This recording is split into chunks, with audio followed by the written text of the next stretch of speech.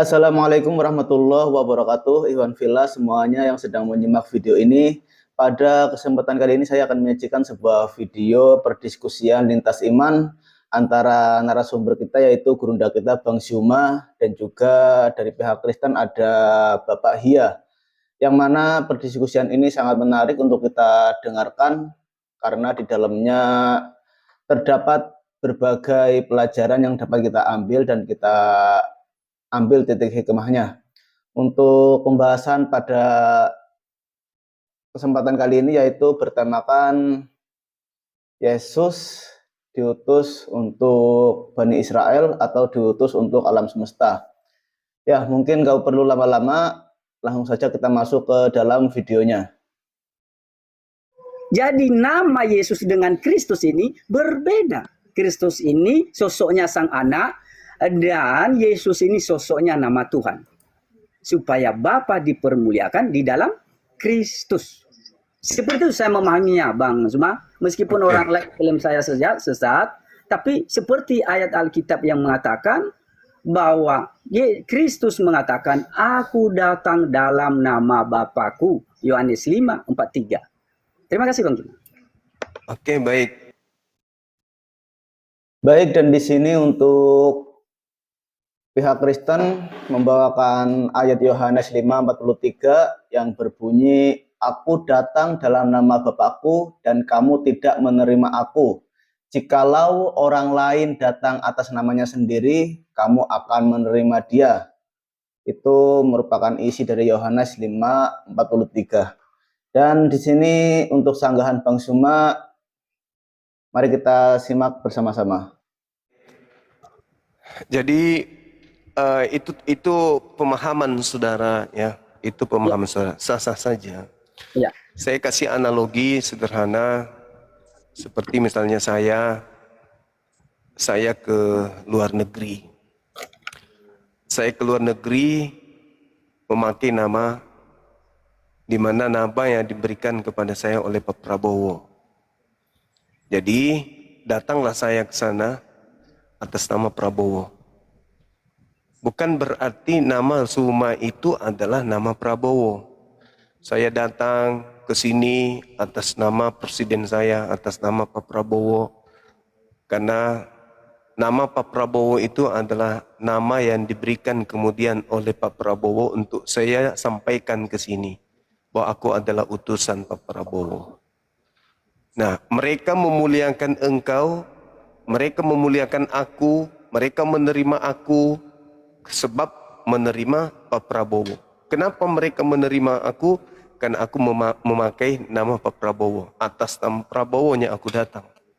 Nama yang mulia yang telah diberikan oleh Pak Prabowo ke saya. Datanglah kau Bang Zuma ke Amerika, pakai nama aku, sampaikan aku yang mengutus kau ke sana.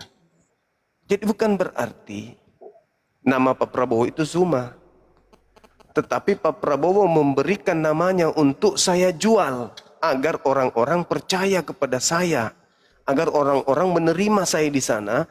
Maka nama Pak Prabowo, yang Pak Prabowo katakan, turunlah kamu ke Amerika lah pakai nama aku, sampaikan orang di sana bahwa aku Prabowo yang mengutusmu. Jadi ya, aku datang ke sana memakai nama Pak Prabowo. Orang hargai saya, orang terima saya. Siapa yang menerima saya, menerima Pak Prabowo. Siapa yang menolak saya, menolak Pak Prabowo. Bukan berarti nama Pak Prabowo itu adalah Bang Zuma, enggak. Itu salah satu sudut pandang yang berbeda dengan saudara. Nah, kalaupun dipaksakan bahwa nama Tuhan itu adalah Yesus, pencipta langit dan bumi itu nama Tuhan itu adalah Yesus, ya silakan aja. Tapi sebatas nama doang kan? Sebab Yesus itu bukan Bapa. Yesus bukan Tuhan langit bumi. Dia manusia. Yang kalaupun memakai nama Tuhan, ya silakan aja. Tetapi dia bukan Tuhan. Dia utusan Tuhan. Salah ketika, jangan karena namanya sama, dia nama Tuhan, maka dia dituhankan. Seperti itu. Biar nama Yesus itu adalah nama Tuhan langit bumi, tetap saja dia bukan Tuhan, dia manusia. Yang diberi nama itu agar Bani Israel menerimanya sebagai wakil Tuhan. Tidak ada jalan untuk menuhankan Yesus. Kalaupun saudara memahami itu nama Tuhan, ya silakan aja. Tapi namanya tok, tapi yang menggunakannya bukan Tuhan. Silakan. Jadi di sini Bang Sima menggunakan perantara istilah Bapak Prabowo untuk dijadikan sebagai ini ya, sebagai pengganti Bapak, istilahnya seperti itu ya. Dan di sini dalam istilahnya Yesus menggunakan perantara nama Bapak supaya mempermudah Yesus untuk diterima oleh kaum Bani Israel sebagai utusan Allah.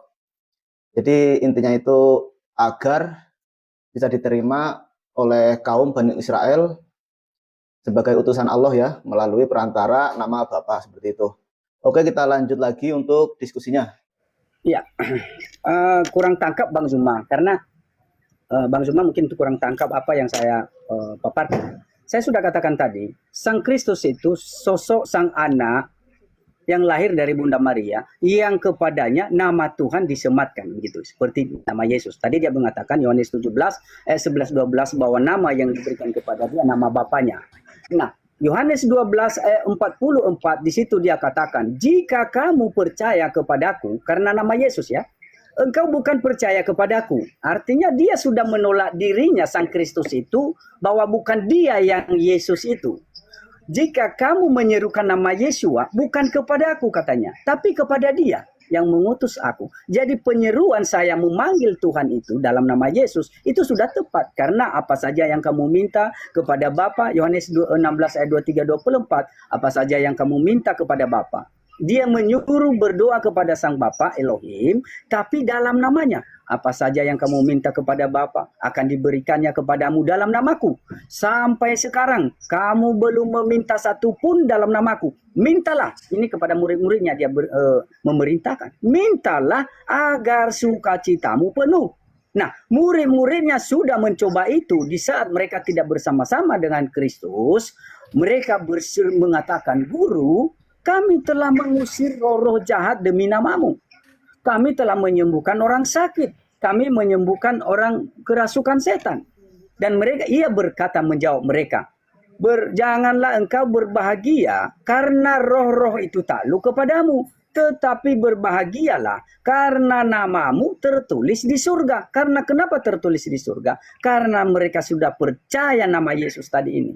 Maka ia berkata, apa yang kamu minta kepada Tuhan Sang Bapa dalam namaku. Ternyata karena nama itu nama Bapaknya. Bukan dia yang mempromosikan diri. Nama Bapaknya yang dipromosikan. Supaya Bapaknya dipermuliakan di dalam dia. Artinya menyerukan nama Yesua itu, bahwa itu menyerukan nama Elohim. Bukan berseru kepada Sang Anak. Kan Yohanes 12 ayat 43 tadi, Yohanes 12 ayat 44 tadi, dia sudah menyangkal dirinya.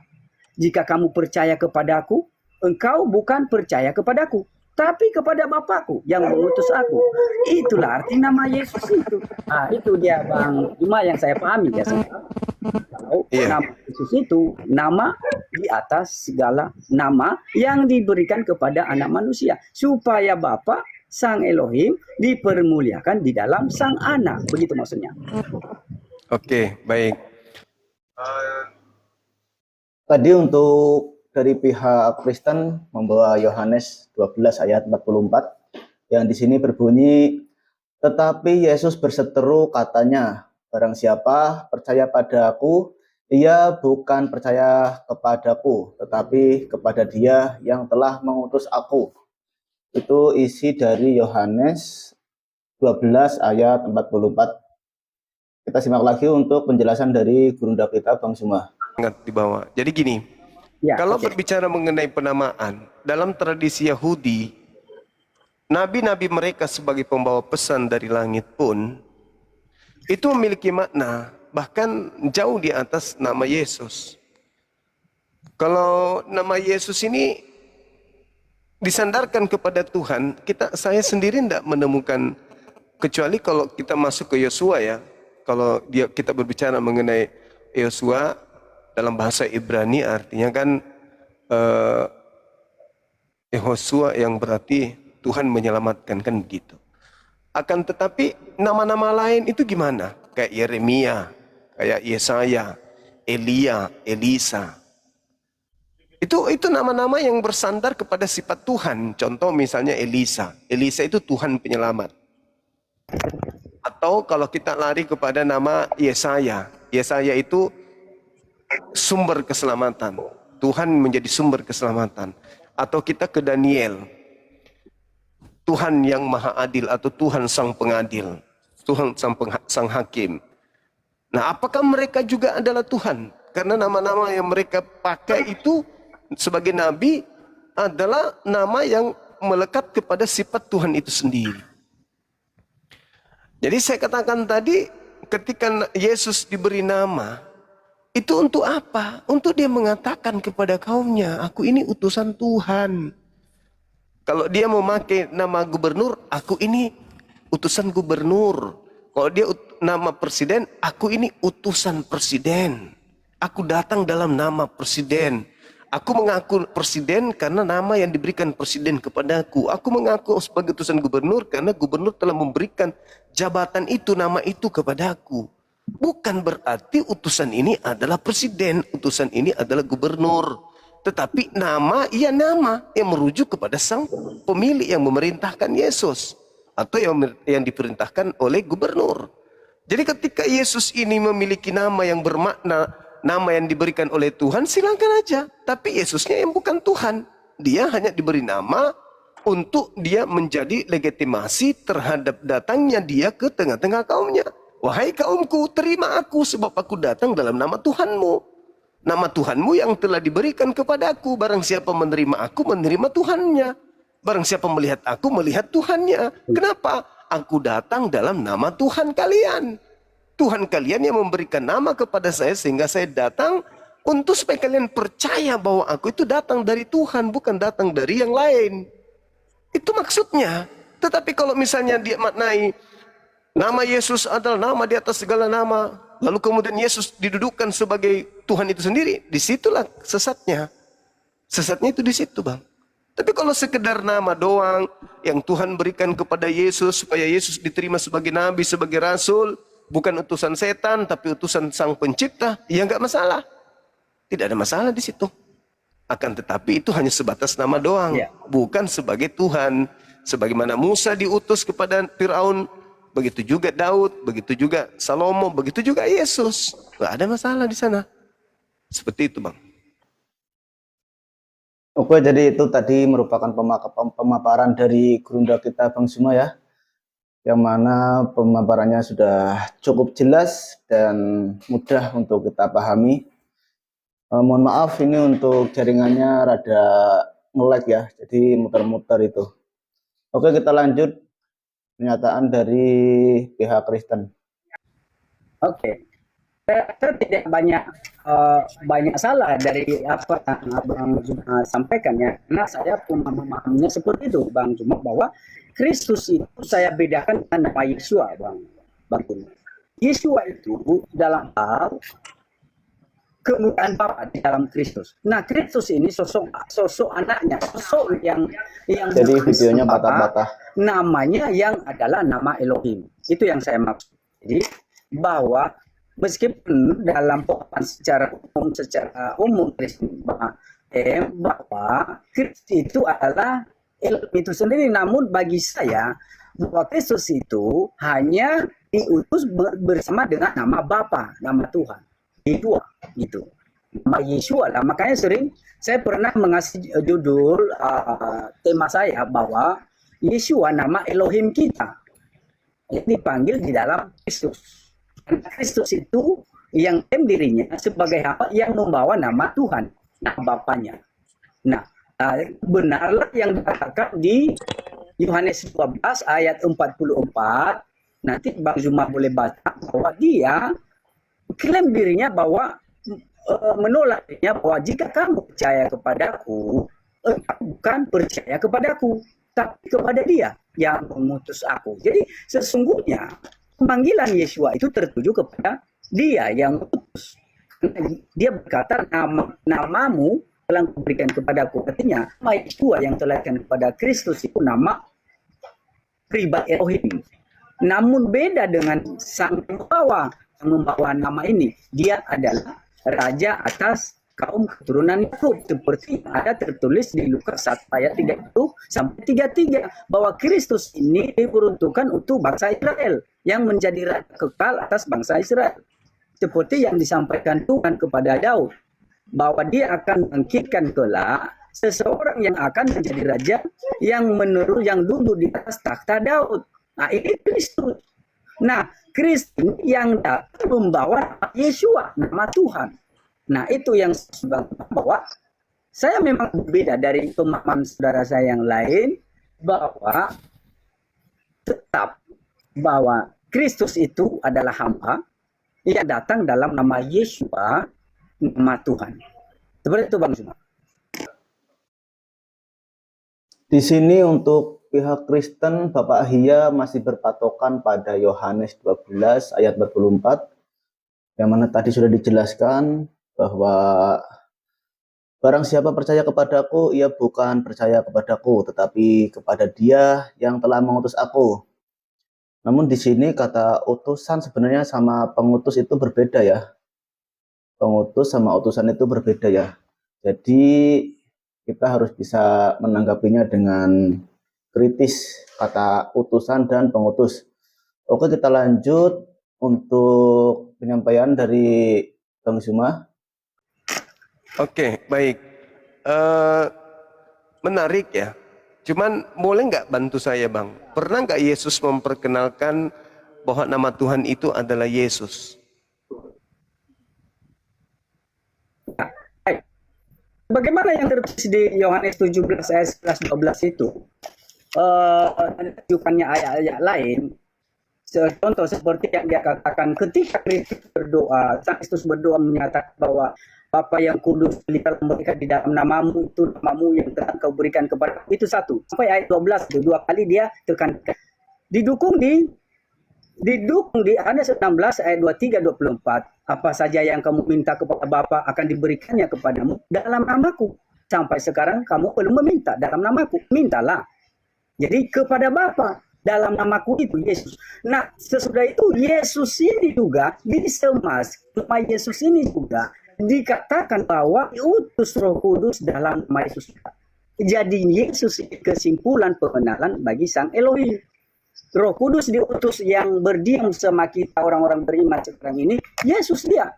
Nama Yesus yang tetap diperkenalkan. Makanya itulah kesatuan kita kepada nama Yesus. Dia bilang, aku di dalam Bapa, Bapa di dalam aku, dan aku di dalam kamu. Karena nama Yesus satu saja yang harus diagungkan. Karena itu nama Bapanya. Makanya berkata, jika menyerukan nama Yeshua, bukan kepada aku. Jika kamu percaya kepada aku, engkau bukan percaya kepada aku, tapi kepada Dia yang mengutus aku. Saya rasa seperti itu rahasianya. Kenapa Dia itu mengatakan aku dan Bapa satu? Karena ternyata mereka satu nama, Roh Kudus. Yesus juga dia diutus dalam nama Yesus. Sang Anak diutus dalam nama Yesus. Dan pemilik nama itu Sang Bapa. Jadi satu nama saja kemuliaan Elohim. Nama Yeshua. Makanya terbukti memang nama Yeshua nama yang perkasa. Di saat kita percaya, murid-murid telah membuktikannya. Dia mengatakan, sampai saat ini kamu belum meminta satu pun dalam namaku. Minta supaya kamu percaya. Nama itu nama yang ajaib. Orang sakit disembuhkan, orang buta melihat, bahkan orang mati dibangkitkan, begitu maksudnya. Percayalah kepada nama itu. Panggil kepada Bapa nama itu. Apa saja yang kamu minta kepada Bapa dalam namaku, akan diberikannya kepadamu dalam namaku. Tetap seperti itu. Dan di mana ada 2-3 orang yang berseru atas namaku, Yesus lagi, aku ada di tengah-tengah mereka. Jadi Tuhanlah yang hadir di tengah-tengah orang yang besar yang berseru kepada di dalam nama Yesus. Nah, dia sudah menolak tadi. Kamu percaya bukan percaya kepadaku, tapi kepada Dia.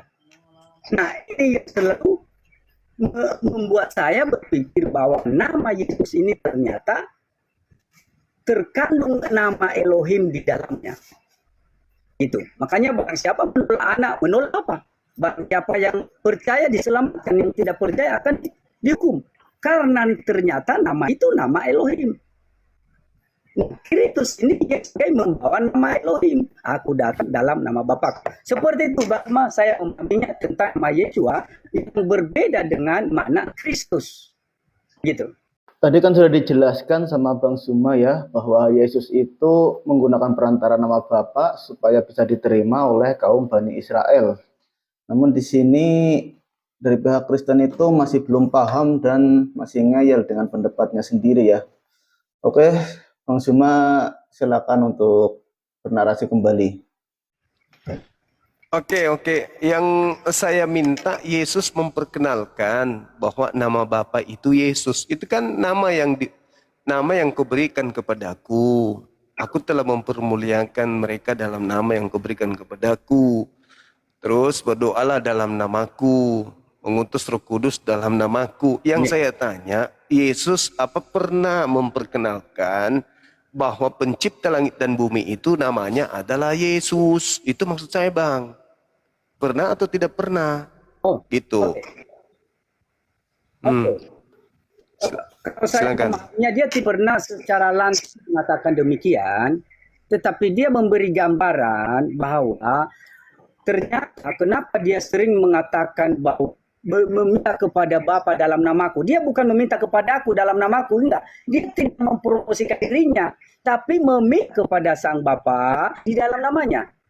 Itu satu yang membuat saya mencoba mencari. Dan Yohanes 17 itu bahwa Kristus di situ berdoa menyatakan bahwa nama yang diberikan kepada dia, Bapa yang kudus, peliharalah mereka di dalam namamu, yaitu namamu yang telah engkau berikan kepadaku. Supaya Bapa dipermuliakan di dalam anak. Iya. Nah, Oke. di situ saya sekali lagi. bahwa berarti Sekali lagi, Bang. Sekali lagi. Jadi tidak pernah Yesus memperkenalkan itu.